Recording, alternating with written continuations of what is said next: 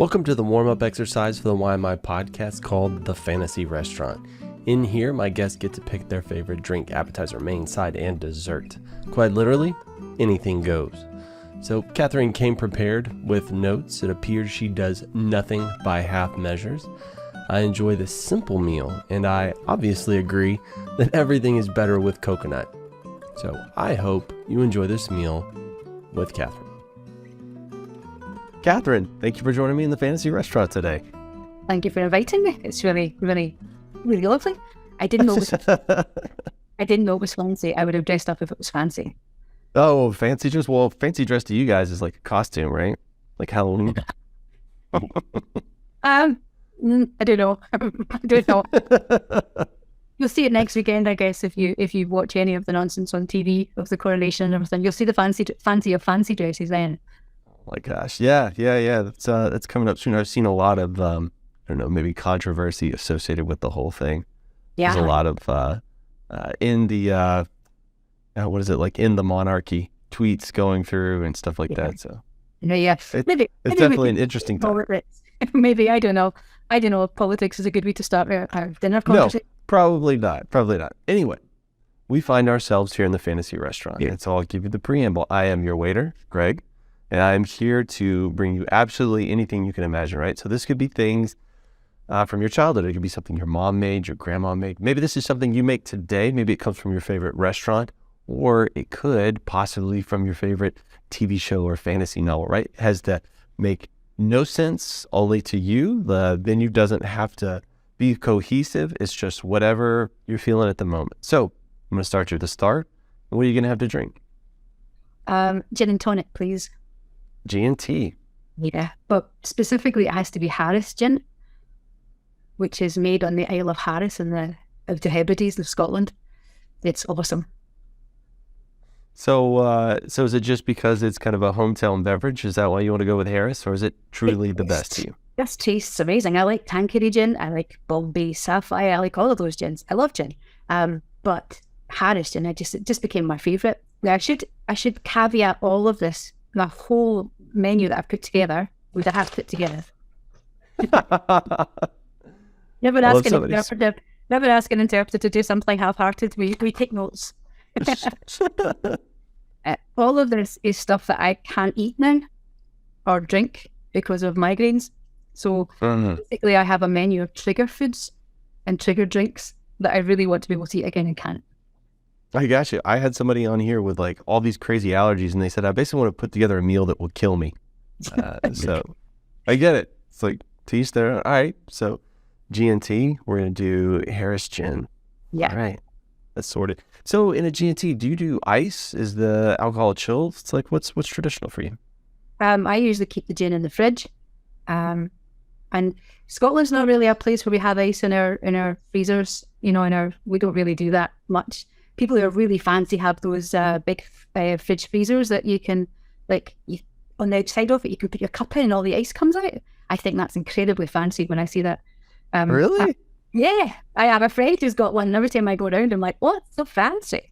But like over here, that is like bog standard. Well, but I'm also in Texas in the South where it's like hot all the time. So I don't know. So it's kind of a small consolation, I think. Okay. When you talk to Australians, they think it's really funny when they come to live in Scotland, because the Australians, when they have I think it's Jim Owen, the comedian, he talks about when Australians have a party, they're like, we're going to get some ice, and like carrying in great big lumps and bags of ice. And the Scots go, we're having a party. Oh, we better do this. And put like a little tiny tray we put in the freezer. Tiny thing. Yeah, we're not very good. But I love ice in my gin, and I love cold gin, really cold gin. We were talking about people feeling fancy when they have ice makers in their house. When I visited Australia, the people over there that I met that were fancy were the ones that had air conditioning in their house. It's like, how do you guys live in such a hot country if you don't have air conditioning? It was bonkers. That would be very fancy to me, but I'm in Scotland, so we don't need air conditioning. We wouldn't need it at all. Not even in high summer do we need air conditioning. That's savage. You guys are crazy. All right. You live in Texas. That to me, that would kill me. That kind of heat. I would just get off the airplane and fall down dead. That would be me. Oh, I love it. It's the only way. It's the only way to be. Yeah. Like Yeah, yeah. I went up north to like Wisconsin, right, which is the opposite end, and it was still chilly to me. Like I was almost wearing like a hoodie, and there were people out sunbathing like crazy. It was the first little glimpse of spring, and they just couldn't wait. Like it was. I equated it to being in San Francisco. If you've ever been there, there's like these docks, and it's covered with harbor seals. And like when I was out there, I felt like I was in San Francisco, but it was just sunbathers everywhere. Like every square inch of grass and dock was just covered with people in bikinis and bathing suits, just desperately trying. Because up there in the cold north, they don't get much, and so as soon as they get just the littlest twinkling, man, they're out there in droves enjoying. That's my people. That's my people. That's what we do. As soon as you're like, get the garden chair out, and people all head to the park and they take their tops off. And in Glasgow, you call it tap, but that's a very slang way to talk about a t-shirt, a top, but you call it a tap. And the tap's off, and they'll take their t-shirts off. And you see all this bare flesh. It's not good. Bare, white, almost blue Scottish. Yeah. It's blinding. You got to wear your sunglasses for the glare coming out. All right, well, we've got your drinks ordered. We've got our GNT. Now we're going to hit the appetizer portion, right? That little precursor to the meal. What are you going to do? I'm going to go really kind of old school for me. So I'm going to have Spanish olives filled with either red peppers or garlic cloves, either one, and really, really good bread. Like really, really good bread. These are the only things on my menu that I can actually still eat today. They don't trigger me, so I'm quite happy with those. Good deal. All right, so Spanish olives. What's so special about a Spanish olive? I don't know that I've ever had one. I lived in Spain briefly, and the ones in the south are just extraordinary. They're completely different. Sometimes in France you can get it too. You get this really amazing green olive that just pops. So yeah, and you can. Here in Scotland, we obviously don't have olives. We don't have that kind of sunshine. Right. We import them, and we get the kind of like the ones that the Spanish wouldn't eat. Yeah. So when I get to Spain, there are two things that I always want to do, and that's have real coffee and eat their olives. So that's what I would like. Very nice. All right, we've got the red pepper and garlic. So you've kind of skipped ahead a little bit. Normally, I talk about this interstitial period between the appetizer and the mains. That's like bread, salad, soup. At least over here, that's kind of how it operates. So okay. You said bread. Describe the bread to me. Like, what's your perfect bread here? I like kind of. Somebody said they called it rough bread. I like really tough bread, like sourdough, things that have been made by people really in poverty and generally running for their lives. It just resonates as the Scot in me. I like breads that are made on like stones and things like that. So sourdough, rye breads and those kind of things. I really like those. So something warm and just out of the oven, made with love like that. That would be amazing. How about butter? Do you do butter with your bread? Salted butter. Room temperature? Yeah, because the bread's warm.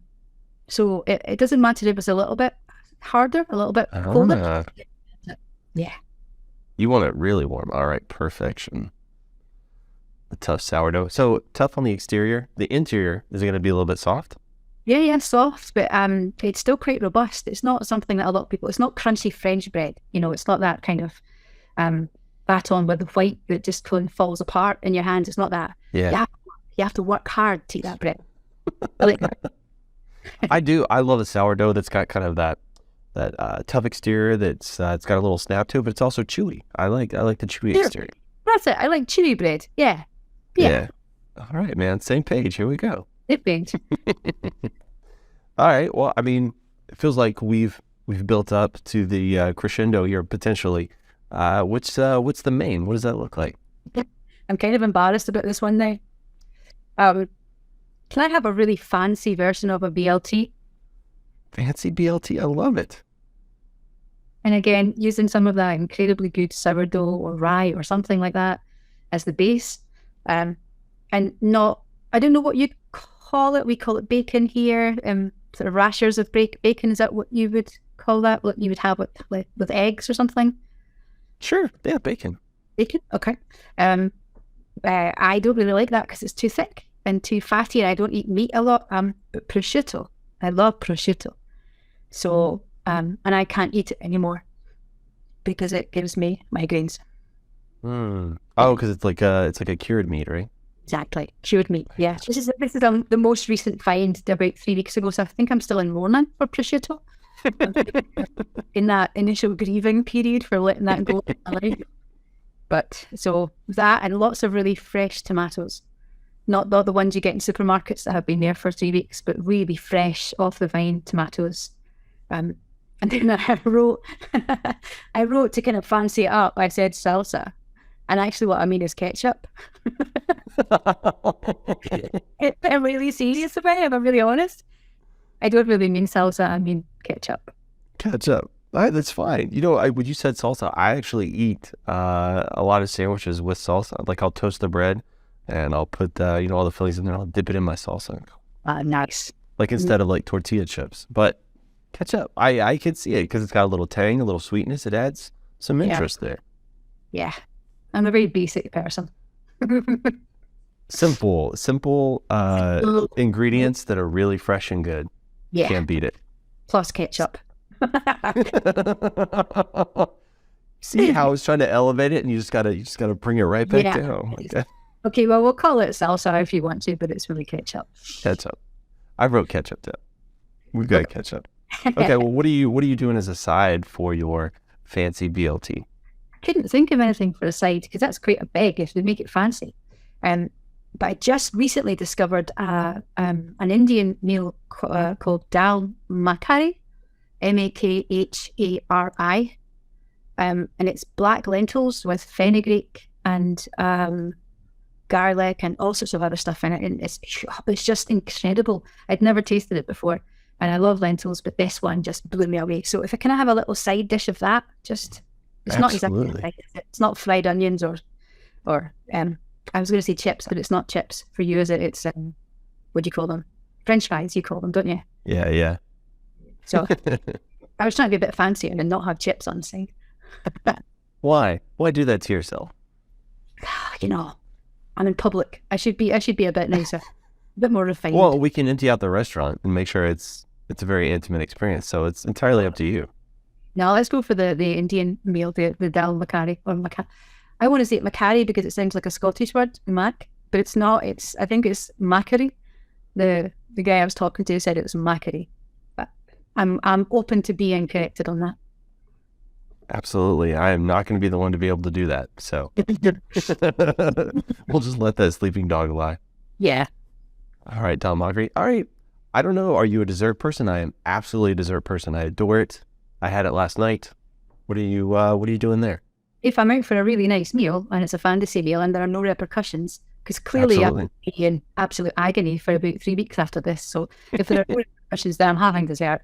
And I toyed with a cheese board because I can't eat cheese either because of the migraine. So I kind of toyed with that and then thought, no, I'll go for something that people tend not to like. It seems to be something that really kind of separates people out, like polarizes people. Coconut cake. Oh. Yeah. That was so less offensive than I was anticipating you going. It's like, that doesn't seem that divisive a topic to me. I love coconut. What's an offensive dessert? I don't know. I don't know. Oh, now that you put me on the spot, I can't really think of it. Well, it's like if they make a cake in the shape of a phallus or something, perhaps like that. Does that feel offensive? I don't know. I don't know. But it's interesting because I adore coconut. I'm a little bit fixated on coconut. Just a little, actually quite a lot. And when I say that to people, they go, oh. People seem not to like coconut. But I love coconut. It's amazing.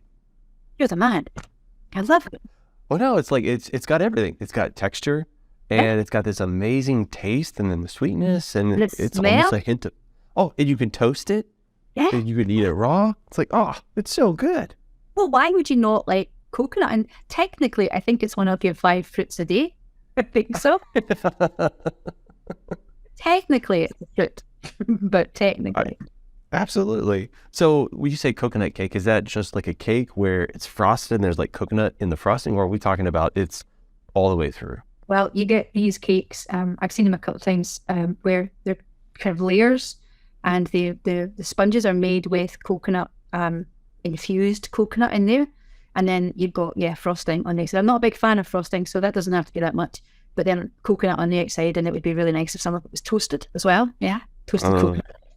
And then that has to be drizzled. That's the only time I'll use the word drizzle, because emulsify and all that kind of stuff in restaurants I don't go for. But it can be drizzled with really good dark chocolate. Oh, yeah. That sounds like quite a level up. Drizzled with dark chocolate. That's changing my whole perspective on things. Because over here we have a candy bar called like an almond joy or a mound, and it's basically a coconut bar covered in chocolate. So, right, okay. I'm envisioning that cake for. We have one here. We have one here called a bounty. Do you have bounties? Yeah, I've heard of those. Yeah.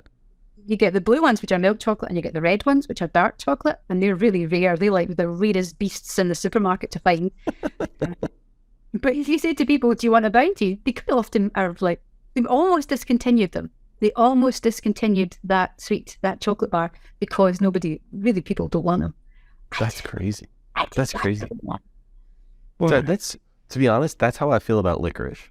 Like, I don't want anything to do with it. I think it's obviously created by the devil himself to try and encourage the downfall of mankind. Yeah, that's Finland you're talking about, really bad, isn't it, in Sweden? The stuff that they have is really interesting. They do salted licorice. I don't know if you've ever tried that. It's even worse than licorice. They're lovely, lovely people, but I was there a couple of times and they gave me the hassle licorice, and I was like, oh, okay, I'll be a good guest. Not for me. And salted licorice is an abomination, quite frankly. It is. Oh, it sounds like it. You know what also gets me is we have what we call red licorice over here.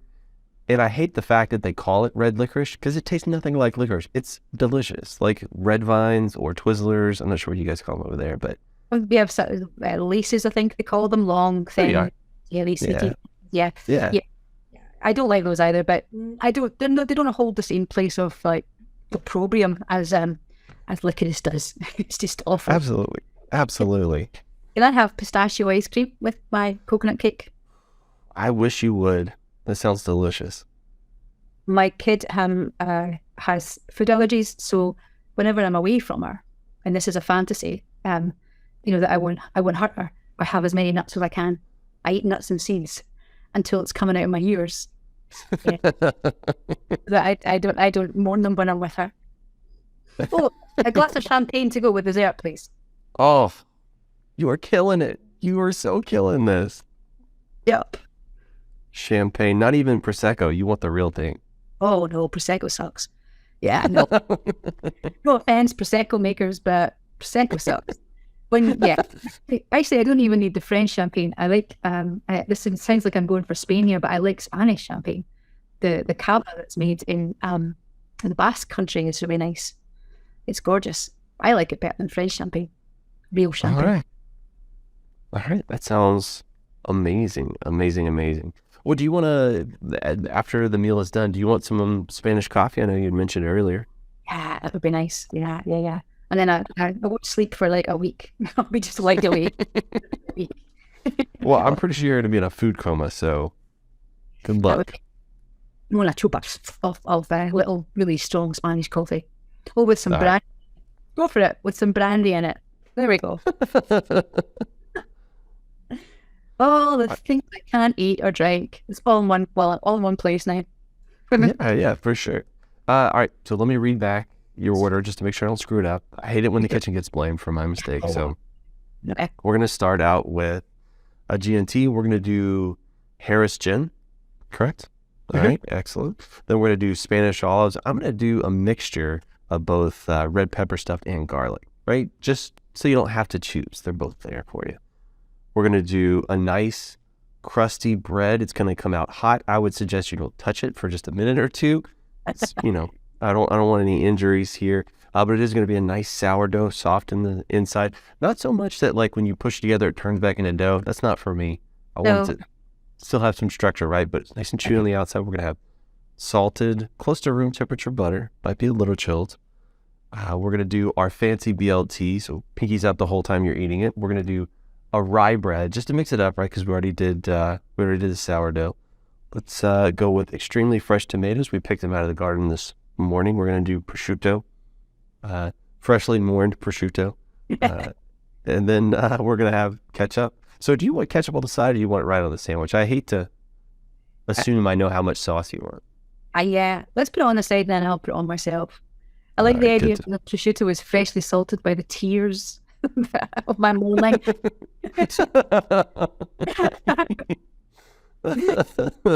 Makes it the most delicious. Yeah. Then we're going to have our side and see how we do here. Dal Macari? I said Macari, the guy said Macari. Let's go for Macari.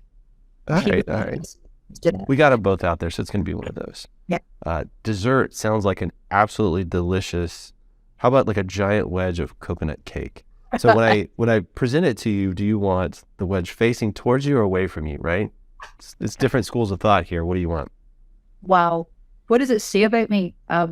With each choice, does that say something about me publicly? I don't know. I don't think I've ever wondered, like, oh my God, they presented it to me wedge first. I'm never coming back to this restaurant again. I've never done. Everybody attacks their cake differently, right? It's like, which side do you want to start from? I don't mind. The only kind of caveat I would put in place about that dessert is slivers of cake are also like licorice and abomination and should not be tolerated in. We'll have you have a little bit of pistachio and a drizzle of chocolate and a sliver of cake. There is no point to a sliver of cake. No. Not at all. No. You can't. I mean, like for me to really taste something, I gotta get a lot in there, right? And so if I'm only gonna get like 3 tastes of this thing, what's the point? It's not enough. It's not enough. Yeah. Total waste. All right. We're going to make sure some of the coconuts on top is toasted as well. And we're going to do a pistachio ice cream. I'm going to make sure that's not too hard. It always drives me crazy. Like when I'm trying to eat it with cake and you almost need like a hammer and chisel to get into that ice cream. Yeah, no. And then we are going to do Spanish champagne as well with that. That sounds delightful. Just the dessert portion. Like we could stuff right there. And then we'll do a Spanish coffee.